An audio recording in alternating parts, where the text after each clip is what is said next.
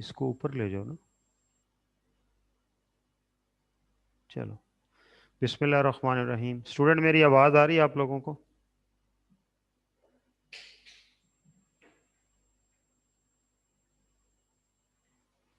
जी, अली हैदर।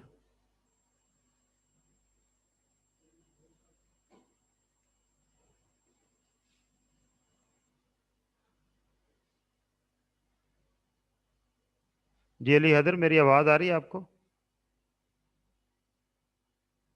जी sir, आ रही है आवाज़, बिल्कुल क्लियर है सर। ओके, क्लोज जी जी करो। सर। ठीक है।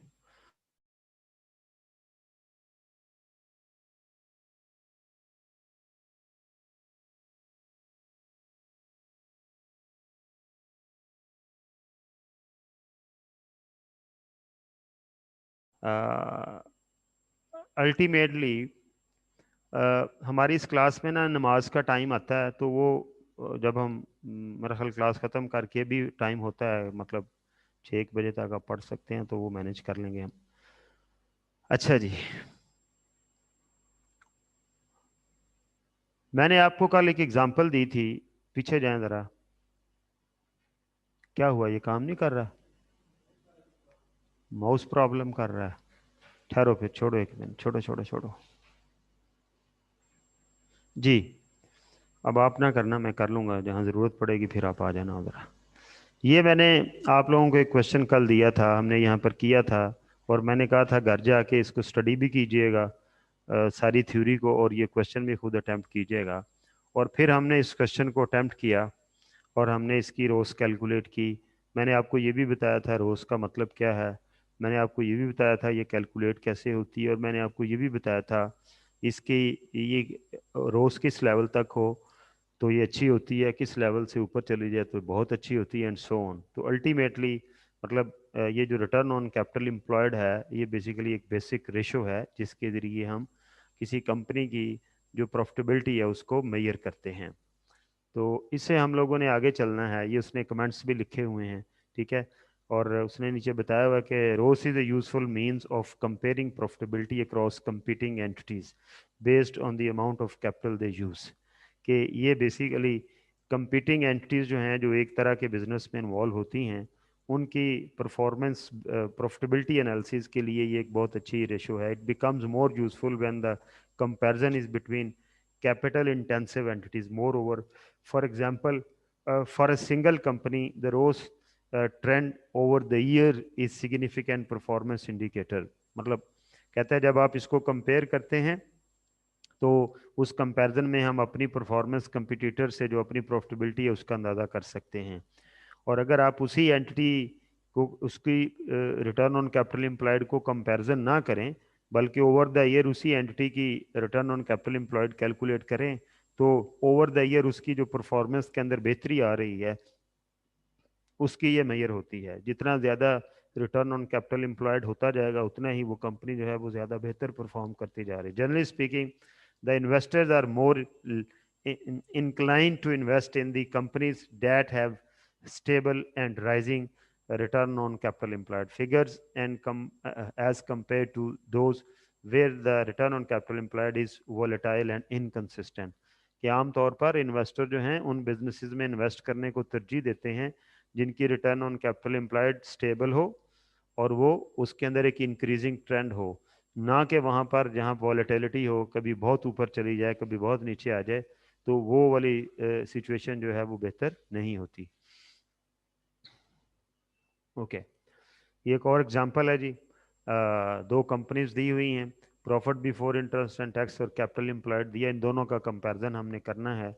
एक की रोस निकली है कंपनी ए की 14.8% और एक की 21.5%। तो ये वाली जो कंपनी है ये ज़्यादा बेहतर परफॉर्म कर रही है, ठीक है। रीज़न बीइंग कि ये अपने कैपिटल एम्प्लॉयड के हिसाब से ज़्यादा अर्निंग जो है वो कर रही है। ओके, इसके उसने कमेंट किए हुए हैं, based on the given figures company B appears to be utilizing its capital better than company A. Company B can reinvest a greater portion of its profit back into the business operation to the benefits of the shareholder। या ज़ाहिर है उनके पास ज़्यादा profit available है तो वो अगर interest और टैक्स देने के बाद भी उनके पास ज़्यादा प्रॉफिट बचेगा तो उसमें से वो कुछ डिविडेंड भी दे दें तो फिर भी उनके पास पैसे बच जाते हैं कि वो अपने शेयर होल्डर्स जो हैं उनको डिविडेंड देने के बाद भी उनके पास कुछ ना कुछ अमाउंट बच जाती है जिसको कि आगे वो बिजनेस के अंदर री इन्वेस्ट कर सकते हैं। ठीक है, तो ये बात उसने लिखी हुई है। Yet there is not a lot to be attained from using data from one angle and at the single point of time. Greater insight can be achieved if trends over time are analyzed। ठीक है, कहता है जी किसी particular time की जो ratio होती है वो उतनी इंपॉर्टेंट नहीं होती, बल्कि हम अगर ओवर द पीरियड हम इनका एनालिसिस करते हैं तो वो ज़्यादा बेहतर एक एनालिसिस की शक्ल में हमारे सामने वो अमाउंट जो है वो आ सकती है। उसके बाद रेशो नंबर 2 है। ये रेशो मिलती जुलती है रिटर्न ऑन कैपिटल एम्प्लॉयड के साथ। इस रेशो को हम बोलते हैं return on share holders capital या शेयर होल्डर्स इक्विटी या रिटर्न ऑन इन्वेस्टमेंट। तो ये बिल्कुल सेम रेशो है। अब इसमें कैपिटल हमने सिर्फ और सिर्फ वो लेना है जो शेयर होल्डर्स ने लगाया हुआ है, शेयर होल्डर्स इक्विटी यानी इक्विटी कैपिटल लेना है। ठीक है, उसको लेके हमने प्रॉफिट के साथ कंपेयर करना है। ज़ाहिर है अब ये कौन सा प्रॉफिट होगा, ये सब लोगों को देने के बाद जो होगा। ठीक है, वो किन किन को देने के बाद, जिन्हों चूंकि हम कैपिटल के अंदर लॉन्ग टर्म लोन नहीं ले रहे, लिहाजा जो प्रॉफिट भी लेंगे वो भी आफ्टर इंटरेस्ट लेंगे और वो प्रॉफिट भी आफ्टर टैक्स लेंगे, यानी ये वो वाले फंड्स होंगे जो available to the shareholders होते हैं, वो वाला प्रॉफिट जो होगा उसको यूज करेंगे इस रेशियो के अंदर। तो ये देखें profit after tax and preference dividend, preference dividend भी दे देना है हमने। ठीक है, अगर कोई है तो प्योरली जो शेयर होल्डर्स इक्विटी है वो क्या होती है, शेयर कैपिटल एंड रिजर्व्स। ठीक है, वो रिजर्व शॉर्ट टर्म हो लॉन्ग टर्म हो, उन उनकी रेशियो जब हम कैलकुलेट करते हैं तो उसे हम बोलते हैं return on share holders capital ROSC। ठीक है, तो ये दरअसल प्योरली किसी कंपनी के शेयर होल्डर्स को जो रिटर्न मिल रही होती है ये उसकी रेशियो होती है। तो कहता है कि अगर आपके पास share capital and reserve opening closing हो तो यहाँ पर एवरेज शेयर कैपिटल जो है वो यूज करना चाहिए। ठीक है, आगे चले, एग्जाम्पल देखें। Using the figure in the previous example, shareholders capital at the beginning of the year 200,000 plus 100,000 plus 500,000 plus 800, ये इसने टोटल निकाला है 8 लाख। वही एग्जांपल लेके पीछे जाएं, ज़रा पीछे हम जाते हैं।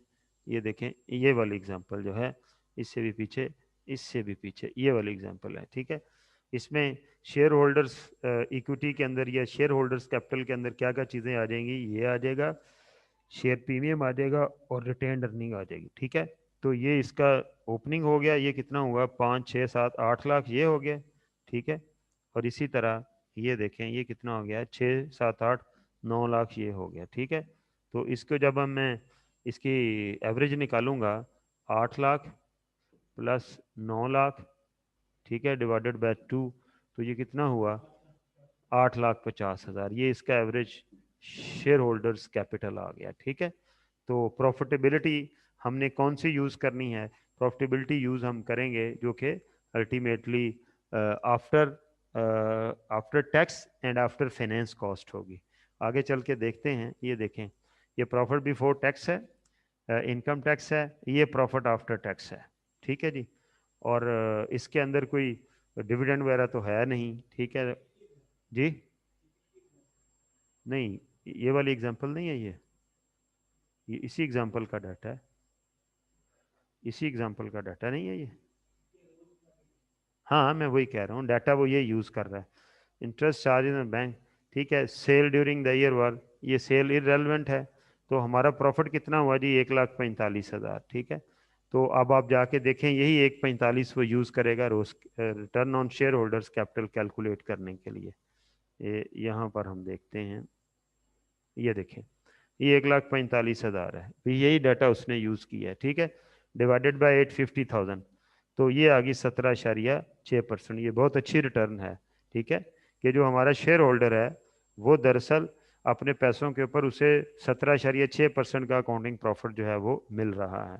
कमेंट्स में क्या लिखा हुआ है, the return on shareholder capital measures the ability of the entity to generate profits from the investment made by its shareholder. The figure above shows a percentage of 7.06%, meaning that the entity generates a return of rupees 17 for every 100 rupees। कि जो share holder एक 100 रुपया लगाते हैं तो हर 100 रुपये के पीछे उन्हें 17 रुपये की सेविंग होती है, which is a good saving ना। तो of effective management and equity financing, the rupees invested by the shareholder into the business, ROSC is indicator of effective management of equity financing। कि इसका मतलब क्या है कि आपने अपनी जो इक्विटी फाइनेंस इधर लगाया हुआ है, मैंने आपको बताया था कि बिजनेस के अंदर दो तरह के फाइनेंसेस आते हैं, एक इक्विटी फाइनेंस होते हैं और एक डेट फाइनेंस होते हैं। तो ये जो इक्विटी फाइनेंस है ये अल्टीमेटली जो है वो अगर इतनी रिटर्न आ रही है तो इसका मतलब है कंपनी अपनी इक्विटी फाइनेंसिंग को बेहतर तरीके से यूज कर रही है। आगे चलें, आगे तीसरी रेशो आ गई जी। इन रेशो को मैं नंबर कर ही जा रहा हूँ, ठीक है। रिटर्न ऑन एसेट, ठीक है, ये क्या है? Profit before interest and tax divided bye asset, ठीक है। एसेट का मतलब होता है टोटल एसेट, ठीक है।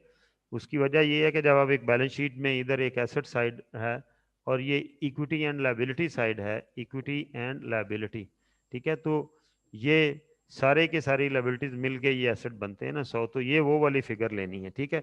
सम टाइम इसके अंदर नेट एसेट की फिगर भी यूज की जाती है, लेकिन जो रेशो बेसिक रेशो है वो रिटर्न ऑन एसेट का मतलब क्या है? एसेट, ठीक है, उसने नीचे लिखा हुआ होगा। और ये रिटर्न हमने देख रही है कि हमारे एसेट कितनी जनरेशन कर रहे हैं, अभी किसी को कुछ नहीं दिया। यानी देखिए ना, मेजर जो स्टेक होल्डर होते हैं अदर देन जो नॉर्मल कंट्रीब्यूटर्स होते हैं, वो होते हैं लोन वाले लोग जिन्होंने लोन दिया हुआ होता है, गवर्नमेंट होती है जिन्होंने टैक्स लेना होता है, और शेयर होल्डर होते हैं जिन्होंने डिविडेंड लेना होता है, ठीक है जी। तो ये जो नॉर्मल अल्टीमेटली लोग होते हैं, इन इन इनको कुछ देने से पहले जो प्रॉफिट है वो एक्चुअली एसेट की बेसिक रिटर्न होती है, ठीक है। बाकी जो sale, cost of sale, operating expenses minus करके जो प्रॉफिट आता है, तो the normal convention is to use total asset. कहते हैं नॉर्मली हम यहाँ पर टोटल एसेट यूज करते हैं, ठीक है, which includes both current and non-current asset. However, other variations are sometimes used, such as non-current asset only। कहता है जी sometime ये non-current asset भी हम यूज कर सकते हैं, तो लेकिन इस रेशो के अंदर नॉन करंट भी यूज कर सकते हैं और करंट भी टोटल एसेट भी यूज कर सकते हैं। Okay, the return on asset ratio is profitability ratio and measures the return produced by the total assets. It helps both the management and investors to know how well the entity can convert। मुख्तलिफ industries के total asset की जो investment है उसके ऊपर जो profit की ratio है जो है वो डिफरेंट दी हुई होती है। तो अल्टीमेटली उस रेशो को जो है वो आप अल्टीमेटली कंपेयर कर सकते हैं दूसरे जो कंपिटिटर्स होते हैं उनकी रेशो के साथ। It's it helps both the management and the investor to know how well the entity can convert its investment in assets into profit। कि जो उनकी इन्वेस्टमेंट है उसे एसेट में कन्वर्ट किया है और उन एसेट से आपने प्रॉफिट जनरेट किया है। The figure of ROA depend highly on the industry and hence can vary substantially। ये इंडस्ट्री टू इंडस्ट्री जो है वो डिफर करती है। कुछ इंडस्ट्रीज ऐसी हैं उनके अंदर बहुत हैवी इन्वेस्टमेंट होती है एसेट्स के अंदर और कम रिटर्न आती है। कुछ इंडस्ट्रीज ऐसी हैं जिनके अंदर एसेट में बहुत कम इन्वेस्टमेंट होती है, रिटर्न ज़्यादा आती है।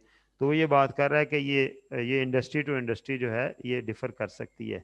This suggests that when ROA has to be used as a comparative measures, then the best practice is to compare it against a company's previous ROA figure or the ROA of the company in the similar business line। अगर आपने किसी दूसरी company से compare करना है तो similar business line की company होनी चाहिए, और अगर आपने उसी कंपनी को पिछले सालों से कंपेयर करना है तो उसी कंपनी के जो पिछले साल के अकाउंट हैं उसके साथ आप उसे कंपेयर करें। तो तीसरी रेशो ये है रिटर्न ऑन एसेट। आगे चलते हैं, ये देखें, a company's chartered accountant is calculating ROA for the year 2016। The year-end figures of the total non-current asset and total current asset are this and this respectively। The net profit for the year is, तो हम क्या करेंगे, ये net profit आ गया, ये total asset आ गए, तो ये 55% आ गया। तो अगर मैंने सिर्फ नॉन करंट एसेट पे निकालनी है तो वो ये निकल आएगी, ठीक है। तो ये मतलब हम टोटल करंट एसेट पे निकाल सकते हैं, हम नॉन करंट एसेट के ऊपर निकाल सकते हैं। This means that on average every single rupee invested in business asset generate 55 पैसा, every 100 rupee generate 55 rupees, ऐसे कह लें, पैसा नहीं, इस तरह नहीं लिखना चाहिए. This means that on average every 100 rupees invested in business asset generate 55 rupees. ठीक है जी. तो ये पैसे पूसे छोड़ दें, 55 रुपीज़ होगा. ठीक है, तो इस तरह से हम इसको कंपेयर कर सकते हैं. और अगर हम सिर्फ और सिर्फ इसके अंदर देखते हैं कि जी हमारे नॉन करंट एसेट कितने हैं, इसका इस रेशो से नॉन करंट एसेट के ऊपर मेरी रिटर्न 77% आ रही है और टोटल एसेट्स के ऊपर मेरी रिटर्न 55% आ रही है. इसका मतलब इस कंपनी के करंट एसेट्स ज़्यादा हैं, ये वो ज़्यादा हैं, तभी तो ये 55 की रिटर्न रह गई. और सिर्फ अगर मैं नॉन करंट से करता हूँ तो ये जो है ये 77% की रिटर्न बनती है. अजान हो ले जी.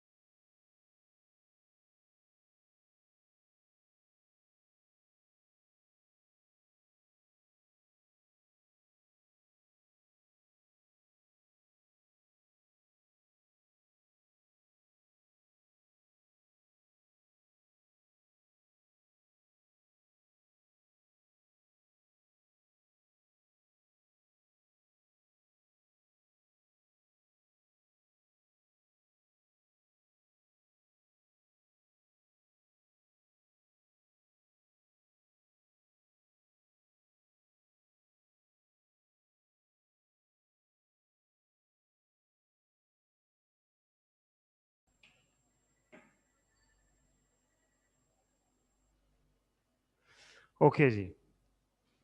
तो ये बहरहाल पेपर के अंदर आप टोटल एसेट्स के साथ कंपेयर करें तो ज़्यादा बेहतर होगा. आगे चलें. Analysing return, profitability and asset utilisation. ठीक है, अब हम जो एसेट्स की यूटिलाइजेशन है कि हम अपने एसेट कितने इफेक्टिवली यूज़ कर रहे हैं, उसके लिए भी कुछ रेशोज जो हैं वो यूज़ होती हैं. The size of the return on capital employed और the size of the return on share holders capital depends on two factors. ये कहता है जी ये जो रोस है, ठीक है, या ROSC है, ये दो फैक्टर्स के ऊपर डिपेंड करता है. नंबर वन, प्रॉफिटेबिलिटी, आपकी प्रॉफिटेबिलिटी कितनी है. प्रॉफिटेबिलिटी ज़्यादा होगी, ये रेशो बढ़ जाएगी. Number two, the volume of sale and the entity has achieved with the capital and asset it has employed, कि आपने सेल वॉल्यूम कितना जनरेट किया है. ठीक है, प्रॉफिटेबिलिटी से भी ये रेशो कैलकुलेट होती है, जैसे हमने अभी पीछे कैलकुलेट की. और फिर हम क्या कर सकते हैं, हम अल्टीमेटली वॉल्यूम के साथ भी ये फिगर जो है वो कैलकुलेट करते हैं. The volume of the sales that the entity has achieved with the capital and asset it has employed, this is known as asset utilization और asset turnover ratio. ये जो नाम मैंने यहाँ पर लिया हुआ है, इसको हम प्रॉफिट ऑब्लिक सेल रेशो भी बोलते हैं. ठीक है, ये कैसे कैलकुलेट करेंगे हम.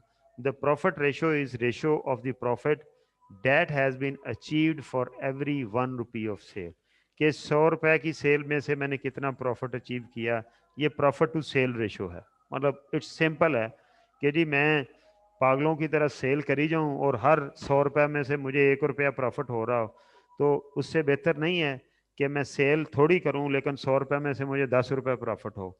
तो ये बेसिकली उस कंपैरिजन को शो कर रही होती है कि मैं सेल के हर 100 रुपए में से कितने रुपए का प्रॉफिट जनरेट कर रहा हूँ। ये जितना ज्यादा होता जाएगा उतना ही बेहतर है। ये परसेंटेज जितनी हायर होगी उतनी ही बेहतर है। मतलब मैं 100 रुपए की सेल करके 20% अगर अर्न कर रहा हूँ तो इसका मतलब मैं 100 में से 20 रुपए का प्रॉफिट अर्न कर रहा हूँ। मैं 100 में से 40 का प्रॉफिट अर्न कर रहा हूँ और बेहतर हो जाएगी। मैं 100 में से 5 का प्रॉफिट अर्न कर रहा हूँ, ये कम हो जाएगी। आगे चलते हैं। ये चौथी रेशो, पीछे जाओ, चौथी रेशो ये है। ठीक है जी, ओके, आगे चले। Profit oblique sale ratio are commonly used by management to assess financial performance, and variety of different figures for the profit might be used. The definition of profit can be any of the following। कहता है profit जो आपने figure use करनी है वो मुख्तलिफ तरह की फिगर हो सकती है, लेकिन जब आप एक प्रॉफिट की फिगर यूज करें तो ईयर टू ईयर वही यूज करें। और अगर दो कंपनीज का कंपैरिजन कर रहे हैं तो उन दोनों कंपनीज की सेम प्रॉफिट फिगर जो है वो यूज करें। जैसे आप profit before interest and tax use कर सकते हैं, आप ग्रॉस प्रॉफिट यूज कर सकते हैं, आप नेट प्रॉफिट यूज कर सकते हैं। तो जो भी प्रॉफिटेबिलिटी रेशोज हैं उनके अंदर आपने ये वाला ये प्रॉफिट ऑब्लिक सेल रेशो के अंदर ये ख्याल रहे। पीछे जो हमने return on capital employed calculate की है, हमने return on shareholder capital calculate की है, उनके अंदर जो प्रॉफिट कहे हैं वही यूज करने हैं। Like return on capital employed के अंदर आपने profit before interest and tax use करना है, और return on share holders capital के अंदर आपने profit after interest after tax after preference dividend वो यूज करना है। ठीक है, ये जो बात हो रही है ना कि आप इन तीनों प्रॉफिट में से कोई सा भी प्रॉफिट यूज कर रहे हैं, ये जो अभी मैंने रेशो नंबर 4 पढ़ी है ना पिछले पेज के ऊपर, ये वाली रेशो, इसके अंदर वो कह रहा है कि इस प्रॉफिट की जगह आप ये चार फिगर जो है ना अगले पेज पे जो मैं अभी आपको ये बता रहा हूँ, ये वाली चारों प्रॉफिट आप यूज कर सकते हैं। ठीक है, लेकिन जब आप एक साल में प्रॉफिट बिफोर इंटरेस्ट यूज करें तो फिर हर साल वही यूज करें। आप प्रॉफिट आफ्टर आप नेट प्रॉफिट यूज करें आफ्टर टैक्स तो फिर हर साल वही करें। आप ग्रॉस प्रॉफिट यूज करें तो फिर हर साल वही करें। It is important to be consistent in the definition of profit when comparing performance from one year to the next year। ठीक है, उसने कहा जी ये इंपॉर्टेंट है। So there are 3 types of profit to sale ratio. एक क्या है, profitability oblique operating profit ratio.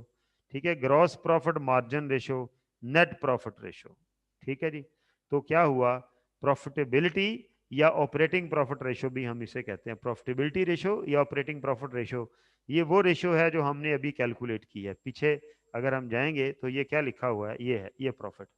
ठीक है, तो ये वाला ये क्या कहलाएगी, ये प्रॉफिटेबिलिटी ऑब्लिक, ये ऑपरेटिंग प्रॉफिट के साथ भी निकल सकती है। ये देखें 3, operating profit, gross profit, gross margin. ठीक है, ग्रॉस मार्जिन क्या होता है, gross profit divided by sale, ये ग्रॉस मार्जिन होता है। नेट प्रॉफिट क्या होता है, profit after interest and tax divided by sale. और ऑपरेटिंग प्रॉफिट, प्रॉफिटेबिलिटी या ऑपरेटिंग प्रॉफिट रेशियो ये होता है प्रॉफिट बिफोर इंटरेस्ट। ठीक है, तो ये क्या है, ये बिफोर इंटरेस्ट है।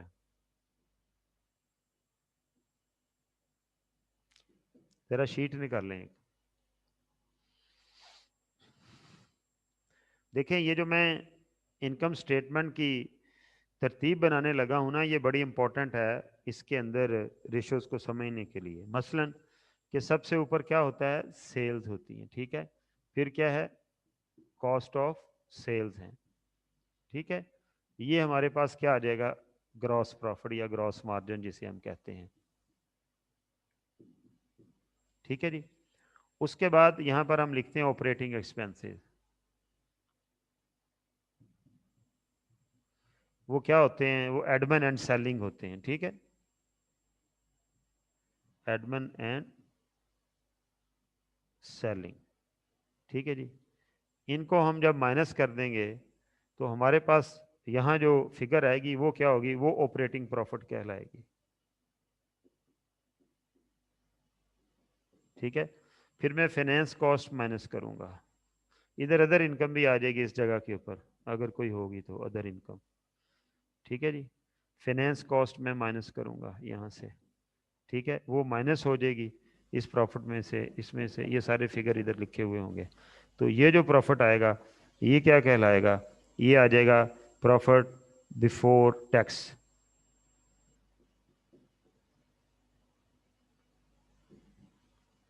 ठीक है, और फिर मैं टैक्स माइनस करूंगा तो ये माइनस हो जाएगा, ये क्या आ जाएगा, ये नेट प्रॉफिट आ जाएगा। ठीक है, तो वो कहता है कि जी एक जगह पे आप ये वाली फिगर यूज कर सकते हैं, आप ये वाली फिगर यूज कर सकते हैं, और आप ये वाली तीनों फिगर जो है वो यूज कर सकते हैं। ठीक है, चलें जी,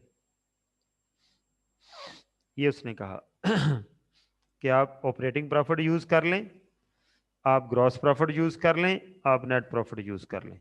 the gross profit ratio is often useful for comparisons between companies in the same industry. ठीक है, सेम इंडस्ट्री के अंदर या उसी कंपनी का ईयर बाय ईयर आपने अगर एनालिसिस करना हो तो वहां यूज हो सकता है ये उसने एक एग्जांपल दी हुई है। Using the figures in the previous example profit oblique sale ratio ratios can be calculated as follows. If profit is defined as profit before interest and tax, तो फिर रेशियो ये निकलेगी। If profit is defined as profit after interest and tax, तो फिर ratio ये निकले, आप देखें। ठीक है, तो ये डिपेंड करता है कि आप ओवर द ईयर कौन सा फार्मूला यूज कर रहे हैं, और जो फार्मूला आपने एक साल में यूज करना है वही फिर आपने ओवर द ईयर आपने वही फार्मूला यूज करना है। आगे चलो जी,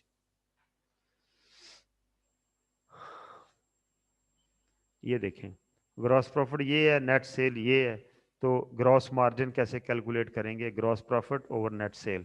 ठीक है, जिसे हम ग्रॉस प्रॉफिट रेशियो भी कहते हैं, इसे हम ग्रॉस मार्जिन भी कहते हैं। ठीक है, चलें जी आगे चलें, ये आगे जी cost to sale ratio, cost to sale ratio. ठीक है, कि cost of sale to sale ratio, administration cost to sale ratio, selling and distribute, मतलब हमारी इनकम स्टेटमेंट के अंदर जो कॉस्ट है वो तीन हिस्सों में तकसीम हुई होती है। एक को हम कहते हैं जी कॉस्ट ऑफ सेल, यहां लिख देता हूं, एक को हम कहते हैं admin cost, admin and selling cost. ठीक है, और तीसरे को हम कहते हैं कि मतलब एडमिन एंड एडमिन कॉस्ट अलहदा कर लें, और तीसरी को हम कह देंगे सेलिंग एंड डिस्ट्रीब्यूशन कॉस्ट,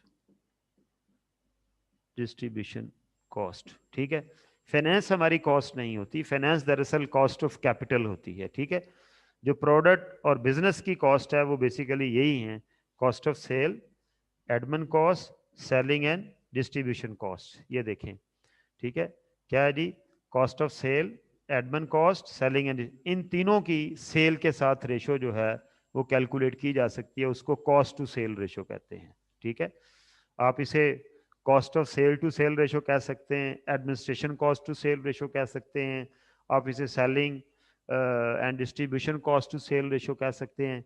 ये पर्टिकुलर सिचुएशन में पर्टिकुलर कैलकुलेशन जो है वो की जा सकती है। देखें ज़रा यहाँ, ये नेट सेल है, कॉस्ट ऑफ सेल है, एडमिन और सेलिंग।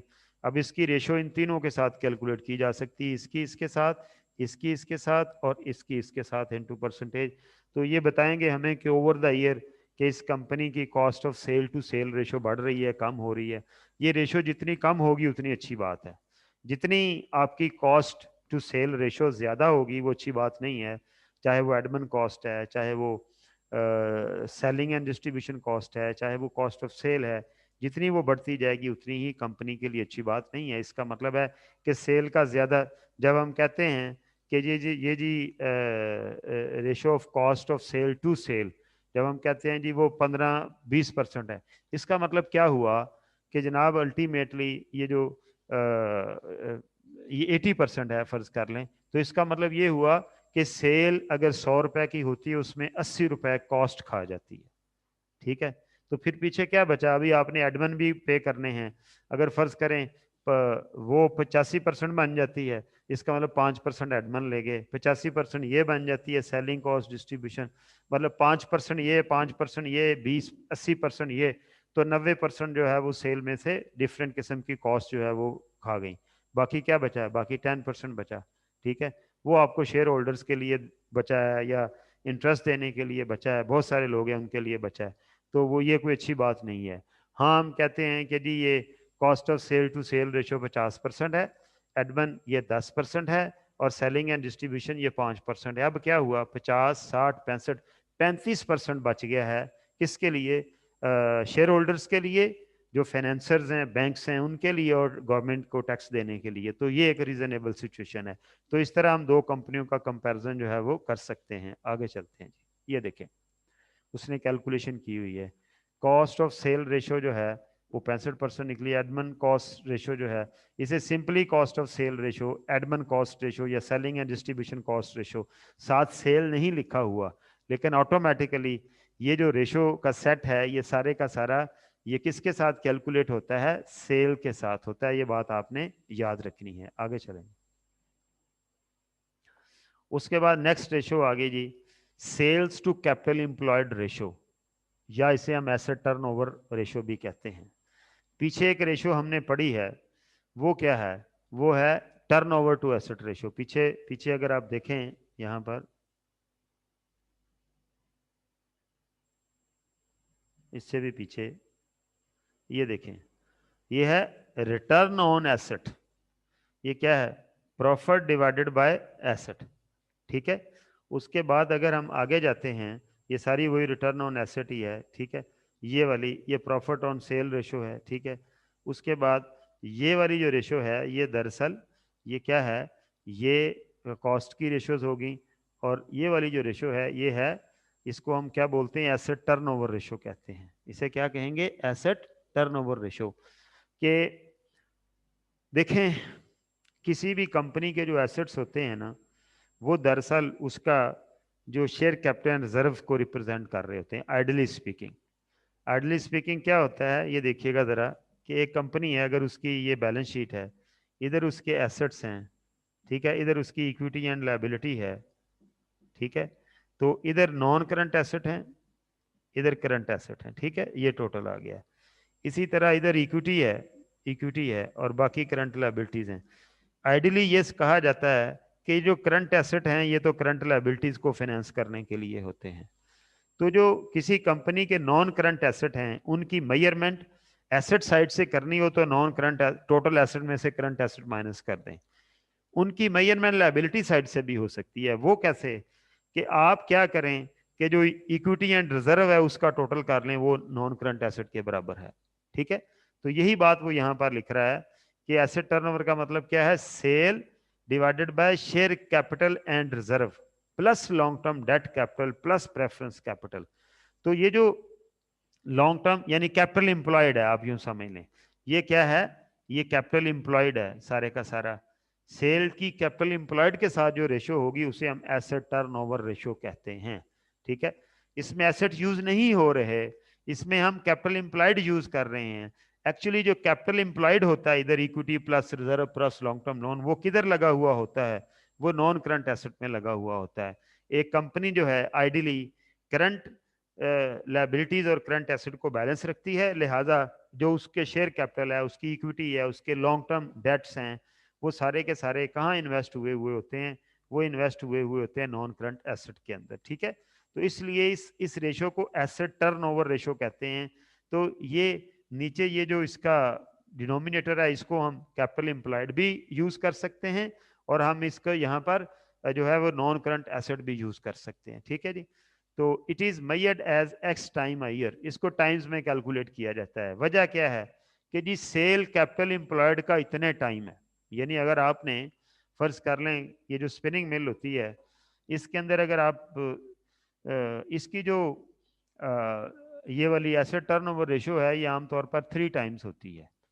कि जी अगर एक स्पिनिंग मिल के अंदर 1 अरब रुपया लगा हुआ है तो उस स्पिनिंग मिल को 3 अरब की सेल जनरेट करनी चाहिए।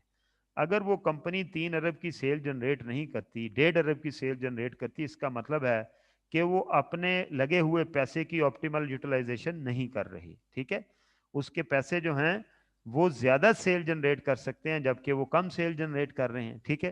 तो लिहाजा ये जो हमारी रेशो है इससे हमें नंबर ऑफ टाइम्स में हमें ये कैलकुलेशन जो है ये टाइम्स में निकलेगी कि इतने टाइम्स होंगी। आमतौर पर ये वाली फिगर बड़ी होती है, ये फिगर छोटी होती है, तो इसलिए इसको नंबर ऑफ टाइम्स में कैलकुलेट किया जा सकता है। परसेंटेज में भी हो सकता है, लेकिन टाइम्स के अंदर इसको एक्सप्लेन करना ज्यादा इजी हो जाता है। The sale oblique capital employed ratio is also a ratio of sale to asset minus current liability. Total asset में से करंट लायबिलिटीज माइनस कर दें, ये टोटल एसेट है, इसमें से ये करंट लायबिलिटी माइनस कर देंगे तो क्या बचेगा, यही बचेगा ना जहां कुछ लगा हुआ है। ठीक है, ऐसे भी कैलकुलेट किया, because capital employed is equal to total asset minus liabilities excluding long term debt, के जो कैपिटल एम्प्लॉयड ऐसे भी कैलकुलेट हो सकता है, टोटल एसेट में से जो है वो लायबिलिटीज माइनस कर दें जो कि करंट लायबिलिटीज हैं, तो बाकी जो है वो क्या है, वो कैपिटल एम्प्लॉयड बच जाता है। तो ये डिफरेंट किस्म के फिगर्स हैं जो कि हमें पता होने चाहिए। उसने एक कैलकुलेशन की हुई है, using the figure in previous example the asset turnover ratio of 5.8 million, उसमें सेल दी हुई थी ना उस क्वेश्चन में, तो हमने कहा था सेल का कोई काम नहीं है, वो सेल शायद इसलिए दी हुई थी। उसने उसी एग्जांपल को लेके ये सारी रेशियो आपको कैलकुलेट की है और एक्सप्लेन करके बताई हुई है। तो 1.2 मिलियन उसका, तो कहता है जी कैपिटल एम्प्लॉयड 1.2 मिलियन है, ये देखें ये कैपिटल एम्प्लॉयड है, और ये क्या है, ये उसकी सेल है, वो पीछे जो सवाल था। तो इसका क्या निकला 4.83 टाइम, तो इट्स गुड टर्नओवर। ठीक है, आमतौर पर 3-4 टाइम अगर आप सेल जनरेट करते हैं जितना पैसा आपने लगाया हुआ है उसके, तो इसका मतलब है आप एक अच्छा बिजनेस कर रहे हैं। ठीक है, तो नोट दैट रोज जो है वो profit oblique sale ratio into asset turnover ratio जो है वो अल्टीमेटली इस तरह, where profit is defined as profit before interest and tax using the figure in the, तो कहता है जी आप return on capital employed in दो फार्मूलों के साथ भी कैलकुलेट कर सकते हैं। ये फार्मूले क्या हैं जरा यहाँ लिखें, प्रॉफिट ऑब्लिक सेल रेशियो क्या है। ठीक है, हम लिखेंगे profit before interest and tax, यहाँ लिख देता हूँ profit before interest and tax. ठीक है जी,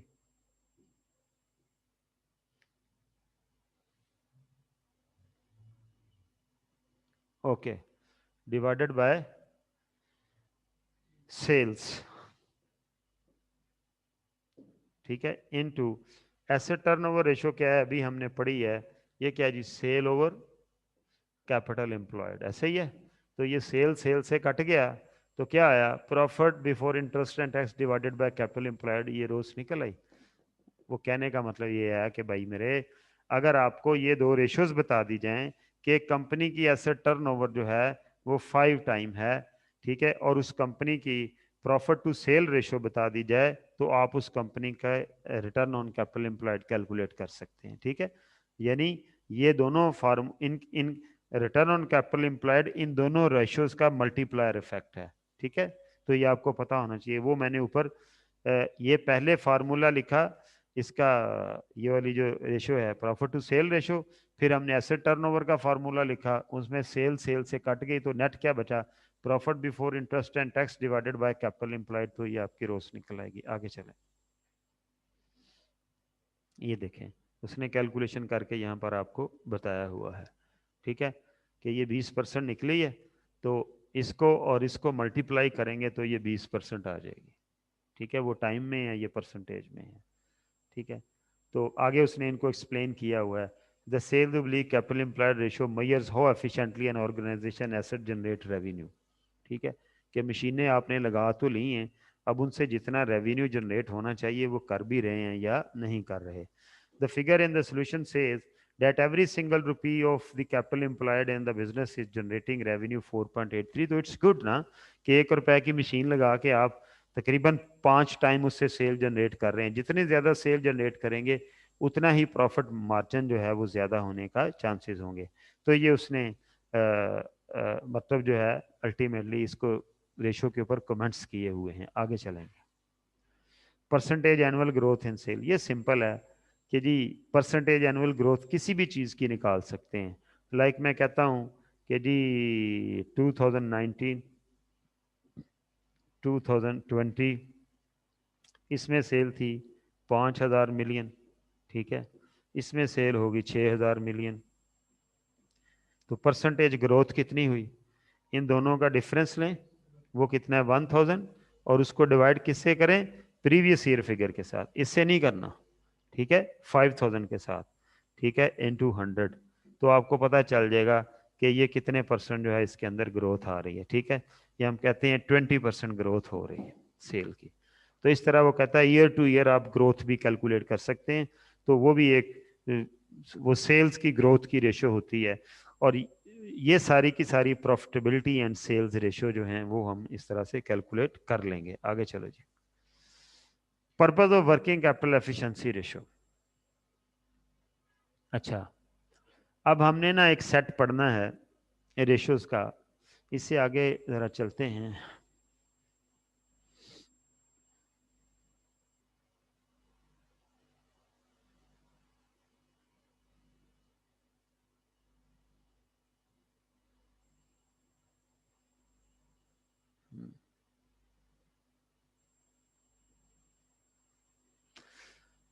अब हम बात करने लगे हैं वर्किंग कैपिटल एफिशिएंसी रेशियोज की। ये बेसिकली 3 रेशियोज का एक सेट है, ठीक है। वर्किंग कैपिटल के जो मेजर कंपोनेंट हैं वो क्या हैं? वो डेटर्स हैं यानी रिसीवेबल्स, वो क्रेडिटर्स हैं यानी पेएबल्स, वो इन्वेंट्री है, ठीक है। ये बेसिकली मेजर प्लेयर हैं, मेजर कंपोनेंट हैं वर्किंग कैपिटल के। वर्किंग कैपिटल क्या होता है? Current asset minus current liability. ये जो दो चीजें हैं, डेटर और इन्वेंट्री, ये करंट एसेट हैं और ये क्या है? ये करंट लायबिलिटी है, ठीक है। करंट एसेट में एक तीसरा प्लेयर भी होता है जो कि कैश एंड बैंक बैलेंसेस होते हैं। अब किसी कंपनी की कोशिश ये होनी चाहिए कि वन बाय वन डिस्कस करते हैं। किसी कंपनी की कोशिश ये होनी चाहिए कि वो लोगों को उधार कम से कम दे और कम से कम दिनों का दे, ठीक है। जब हम इन्वेंट्री में आते हैं तो कंपनी की कोशिश ये होनी चाहिए उसका स्टॉक में पैसा कम से कम डंप हो, लेकिन at the same time company ये भी कोशिश करती है कि वो स्टॉक आउट ना हो। स्टॉक आउट का क्या मतलब है? कि कस्टमर ने आपको ऑर्डर किया, आप कहें जी मेरे पास माल ही नहीं है, आपने अपनी इन्वेंट्री इतनी कम कर ली कि आपको कस्टमर के ऑर्डर रिजेक्ट करने पड़ रहे हैं, ठीक है। ये स्टॉक आउट सिचुएशन है। तो कंपनी ने एक बैलेंस सी अप्रोच बनानी होती है कि जी मैं इतना स्टॉक रखूं ना मुझे उसकी कॉस्ट ज्यादा पड़े। जाहिर है स्टॉक रखने की कॉस्ट है यार, क्या कॉस्ट है? इंश्योरेंस की कॉस्ट है, उसकी मेंटेनेंस कॉस्ट है, गोदाम का किराया है, इंश्योरेंस है, और सबसे बढ़कर कॉस्ट ऑफ कैपिटल है। जो पैसा स्टॉक में लगा हुआ है उस पैसे की एक कॉस्ट है। अगर आपने लोन लिया हुआ है तो आपने लोन लेके ये स्टॉक खरीदे हुए हैं, तो उस लोन के ऊपर जो इंटरेस्ट दे रहे हैं वो भी दरअसल इन्वेंट्री की कॉस्ट है। और अगर आपके अपने पैसे भी हैं तो आपने किसी जगह किसी अपॉर्चुनिटी से निकाल के यहाँ पैसे लगाए हुए हैं, उस अपॉर्चुनिटी में जो आपको रिटर्न मिल रही थी वो भी इस इन्वेंट्री की कॉस्ट बन रही है। तो लिहाजा मुझे एक बैलेंस अप्रोच जो है वो लेके चलना पड़ता है, ठीक है। इसी तरह क्रेडिटर्स हैं, मेरी कोशिश होनी चाहिए कि लोग मुझे ज्यादा से ज्यादा दिनों का उधार दें और ज्यादा से ज्यादा उधार दें, लेकिन मैं इतना ज्यादा उधार ना लूं कि मेरी लिक्विडिटी जो है उसमें प्रॉब्लम आ जाए, कि लोगों के पैसे मेरे सर पर चढ़ जाएं और मैं उन्हें पे ना कर सकूं। अब जब हम बात करते हैं ना वर्किंग कैपिटल एफिशिएंसी की, तो उसका मतलब ये है कि मैंने डेटर अपने स्मार्टली कैसे मैनेज करने हैं कि मेरी सेल भी हो जाए और अल्टीमेटली मेरे जो हैं मुझे प्रॉफिट भी हो। मैंने क्रेडिटर अपने कितने मैनेज करने हैं, मैं उधार भी लोगों से ले लूं लेकिन इतना ना ले लूं कि मेरे सर पे चढ़ जाए। मैंने इन्वेंट्री अपनी कैसे मैनेज करनी है कि मैंने इन्वेंट्री इतनी लूं कि मैं स्टॉक आउट भी ना हूं और इतनी ज़्यादा भी ना हो कि मुझे खाम खा जो है ना उसकी कॉस्ट जो है वो पड़नी शुरू हो जाए। तो अल्टीमेटली इस पर्पस के लिए हमने क्या करना है कि हमने इन तीनों के एक ऑप्टिमल लेवल मेंटेन करने हैं। वो 3 रेशियो हैं जिनको कैलकुलेट करके हम उस कंपनी की वर्किंग कैपिटल एफिशिएंसी को डिटरमिन करते हैं, ठीक है। तो वो लिखता है यहाँ पर working capital efficiency ratios measures the efficiency with which the entity has managed its receivable, inventory and trade payable. The ratios are usually measured in terms of average number of days. आमतौर पर ये दिनों में calculate होती है। Like उधार कितने दिनों का देना है, उधार कितने दिनों का लेना है, इन्वेंट्री कितने दिन रखनी है। तो ये तीनों रेशियोज जो हैं ये नंबर ऑफ डेज में होती हैं, ठीक है। हमारी कोशिश ये होनी चाहिए कि इन्वेंट्री कम से कम दिनों के लिए रखी जाए, हमारी कोशिश ये होनी चाहिए उधार कम से कम दिनों का दिया जाए, हमारी कोशिश ये होनी चाहिए कि उधार ज्यादा से ज्यादा दिनों का लिया जाए, ठीक है। वो बंदा कामयाब है जो लोगों को उधार तो 10 दिन का देता है, लेकिन उनसे उधार 15 दिन का देता है। क्यों? कि 10 दिन बाद उसको पैसे मिल जाएंगे जिनको उसने उधार दिया, लेकिन आगे उसने अभी 15 दिन बाद देने, 5 दिन बाद देने होंगे, तो वो इजी होके पैसे दे सकेगा। लेकिन अगर इसके उलट हो कि आपने लोगों को पैसे देने हैं 10 दिन बाद और लोगों से मिलने 15 दिन बाद हैं, तो आपको वो 5 दिन पहले पैसे देने के लिए आपको क्या करना पड़ेगा? एडिशनल कैपिटल इंजेक्ट करना पड़ेगा, जो कि कोई अच्छी सूरत हाल नहीं होती। इसलिए कहते हैं the working capital ratios are useful measures of whether the entity has too much और too little invested in working capital. ना टू मच होना चाहिए, ना टू लिटिल होना चाहिए। मसलन मैं कहता हूं कि अगर मेरे डेटर जो हैं, डेटर फर्ज करें मेरे 500 मिलियन के हैं, मेरी इन्वेंट्री जो है वो 200 मिलियन की है, और मेरे जो क्रेडिटर जो हैं वो मैं कहता हूं कि जी 600 मिलियन के हैं, तो इट्स गुड मैनेजमेंट कि आपके इन दोनों का जो गैप है सिर्फ 100 का है। आपके पास 700 के इन्वेंट्री और डेटर हैं, लेकिन आपने लोगों का रुपया जो है वो 600 देना है। ठीक है, आमतौर पर ये जब तक ये बराबर बराबर रहते हैं हम कहते हैं अच्छी बात है, जब तक करंट एसेट ऊपर रहते हैं तब तक बहुत अच्छी बात है, बराबर बराबर हो जाए फिर भी अच्छी बात है। जो ही ये वाला ब्लॉक कम होना शुरू होता है और ये बढ़ना शुरू होता है तो हम कहते हैं बंदा फंसना शुरू हो गया। ठीक है, आपके करंट एसेट हो जाए 800 के और आपकी करंट लायबिलिटी हो जाए 1200 की, तो इसका मतलब है आप 400 मिलियन से शॉर्ट हैं, आपको कहीं से पैसे डालने पड़ेंगे। अगर लोग आज आपका उधार बंद कर दें, सब कैश पे चले जाएंगे, तो क्या करना पड़ेगा?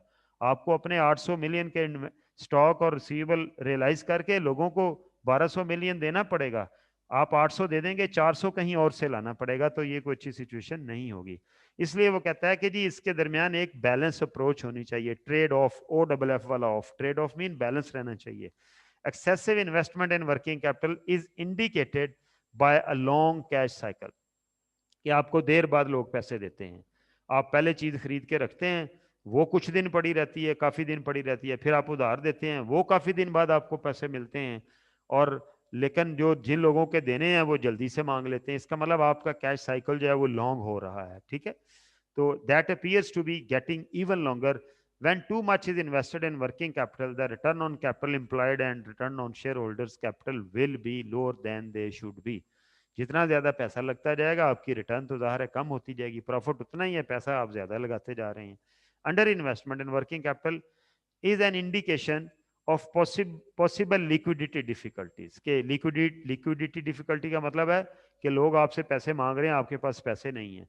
तो कहता है अगर आप अंडर इन्वेस्ट करेंगे, यानी अपने पैसा वर्किंग कैपिटल में नहीं रखेंगे, यानी आपका रिसीवेबल और इन्वेंट्री हमेशा ज्यादा होनी चाहिए आपके पेएबल से, तो अगर ऐसा नहीं होगा, इसके उलट होगा, तो आप अंडर इन्वेस्ट कर रहे हैं, जो कि अच्छी बात नहीं है।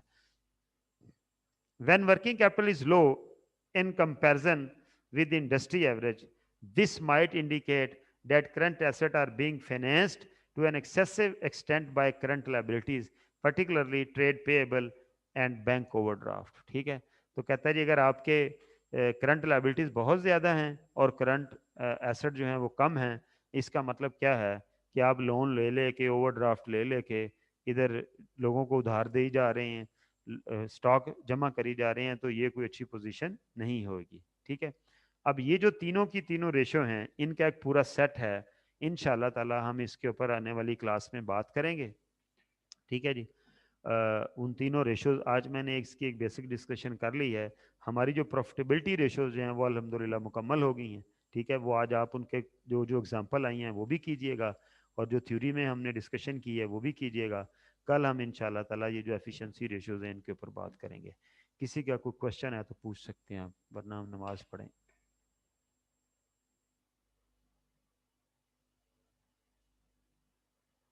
ठीक है जी, no question, thank you very much. हाँ, ये कौन है जी, कौन है जी? अबू जी जर। सर। सर आपने कहा कि डेटर में जितने कम से कम पीरियड के लिए हों वो उतनी ज़्यादा अच्छी बात है, क्रेडिटर जितने लॉन्ग पीरियड के लिए हों उतनी ज़्यादा अच्छी बात है। लेकिन सर अगर हम इसको दूसरी साइड देखें, अगर क्रेडिटर हमारे जितने लॉन्ग होंगे वो हमसे प्रॉफिटेबल उतनी ज़्यादा चार्ज करेंगे, तो ये साइड इफेक्ट नहीं चला जाएगा? यानी नहीं, ये चीज़ मैंने अगर अभी आपसे छोटी ये कहा है कि डेट क्रेडिटर पेमेंट, क्रेडिटर का जो पीरियड है वो डेटर के पीरियड से हमेशा ज़्यादा होना चाहिए। उसका बहुत ज्यादा होना अच्छी बात नहीं है। उसका जी बहुत ज्यादा होना अच्छी बात नहीं है। लोग आपको महंगी चीज देना शुरू कर देंगे, ठीक है, आप ज्यादा उधार आपको मिलता जाएगा, आप स्टॉक ले लेके रखते जाएंगे। तो क्रेडिटर का बहुत ज्यादा होना अच्छी बात नहीं है। लेकिन बहरहाल डेटर पीरियड से क्रेडिटर पीरियड का ज्यादा होना बेहतर बात है, लेकिन बहुत ज्यादा होना बेहतर बात नहीं है। ठीक है अगर कैश फ्लो डिफिकल्टी ना आए हमें, जी। अगर कैश फ्लो में डिफिकल्टी ना आए, हाँ हाँ, इसीलिए ना। बिल्कुल बिल्कुल बिल्कुल। ठीक है ठीक है सर, जी। Thank you. ओके जी सर, सर। Thank you.